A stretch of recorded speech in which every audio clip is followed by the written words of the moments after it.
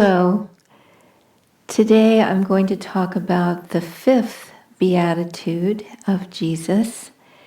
And he said, "Blessed are the merciful, for they shall obtain mercy." And when we think of this in terms of the law of karma, of course, whatever energy we put out, an equal and opposite energy comes back to us. So we give and we receive the same kind of energy. So if we are forgiving and respectful and consider compassion towards others as the most important thing, when we need those things, that is what will come back to us. Moreover, when we have that recognition of the bond that unites us with all other people and with all other living things, then we realize that they are as important as we are. And the more that our love grows, the more that we realize them as being more important than ourselves. There's a beautiful story of the Buddha who incarnated as an elephant, and he had a beautiful, almost like an oasis. It was very large, but it was filled with fruit trees and beautiful streams and lakes, and it had everything that anyone could ever want. But it was surrounded on all sides by a wilderness and desert.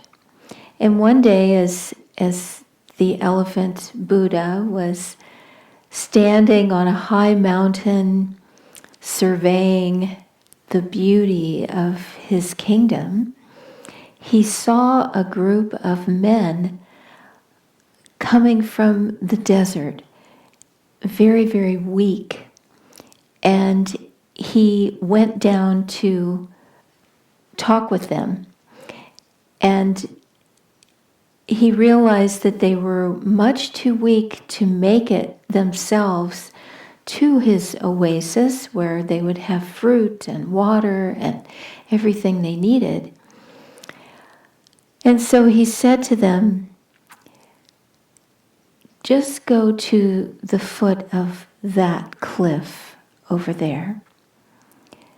You can make it that far, and there you will find the meat of a dead elephant, and it will sustain you until you can complete your journey." And so gratefully they made their way crawling to the foot of this mountain, and sure enough, the Buddha, in the form of the elephant, had thrown himself from that high cliff in order to save the lives of these people. Well, we don't have to be quite that dramatic in our compassion. We can give people the benefit of the doubt. We can be broad-minded. We can be kind. We can care about others.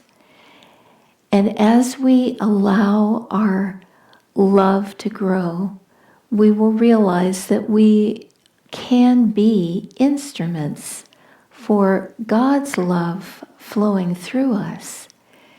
And the more that we do that, the greater will be the joy of being God's instrument. And in that joy, eventually in that bliss, we will have all the reward we could ever imagine. And so let us try to increase our love. And we do that by allowing God's perspective and God's infinite love to come through us. We just have to open ourselves to that love. And then there's no end to it. There's no end to that grace that can flow into our lives.